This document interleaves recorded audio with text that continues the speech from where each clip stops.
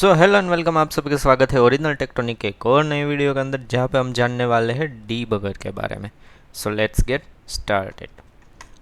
So basically पहले तो हम कोड समझ लेते हैं। कोड के अंदर बेसिक प्रोग्राम ही है जहाँ पे हम प्राइम नंबर चेक कर रहे हैं इस प्राइम फंक्शन की मदद से।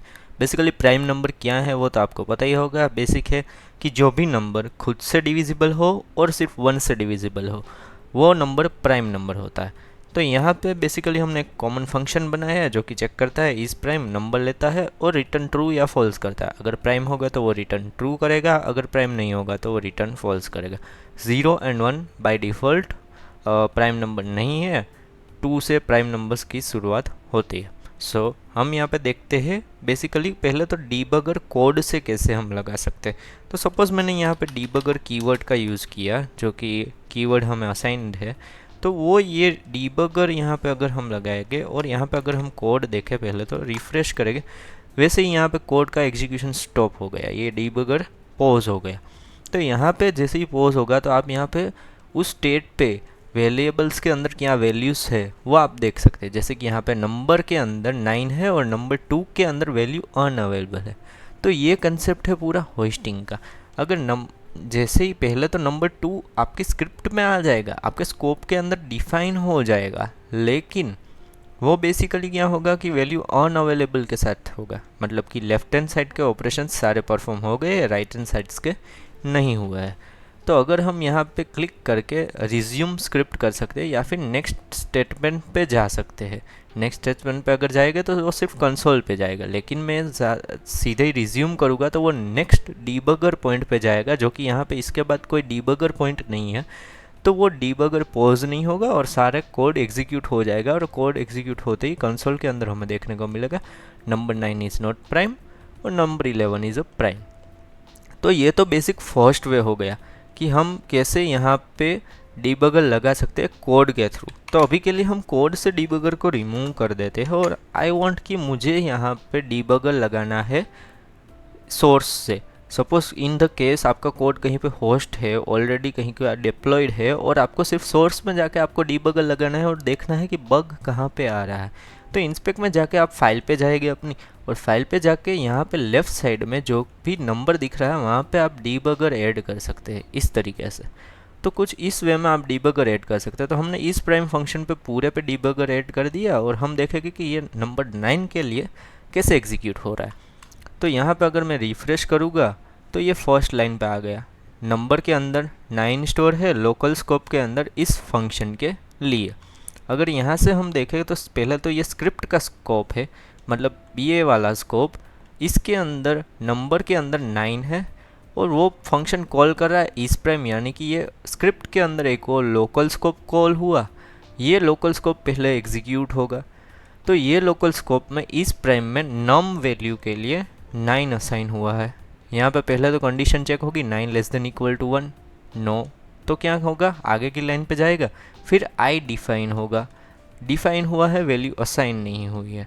जैसे ही एक और स्टेटमेंट आगे जाएगा आई के अंदर वैल्यू असाइन होगी ब्लॉक स्कोप के अंदर फॉर लूप के। तो i:2 असाइन हुआ। फिर यहाँ पे इज डिविजिबल उसी के अंदर स्टोर हुआ। इज डिविजिबल चेक होगा नम मोड आई, यानी कि नंबर करंट और आई इंडेक्स, यानी कि उसका जो भी रिमाइंडर बचेगा वो अगर 0 है तो वो बेसिकली जो भी नंबर है वो प्राइम नहीं है।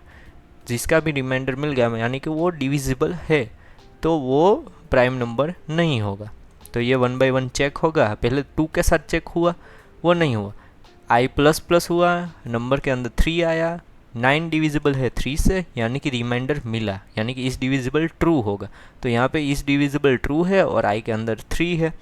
तो यहाँ पे इस डिविजिबल जैसे ही ट्रू हुआ वो इफ़ कंडीशन के अंदर जाएगा और रिटर्न क्या करेगा, फॉल्स रिटर्न करेगा। अगर हम नेक्स्ट स्टेटमेंट पे जाए तो ये नेक्स्ट स्टेटमेंट रिटर्न फॉल्स के ऊपर गया, और अगर एक और नेक्स्ट स्टेटमेंट के अंदर जाएगा तो वो डायरेक्ट रिटर्न होके यहाँ पे आएगा और प्रिंट करेगा ये प्राइम नंबर नहीं है।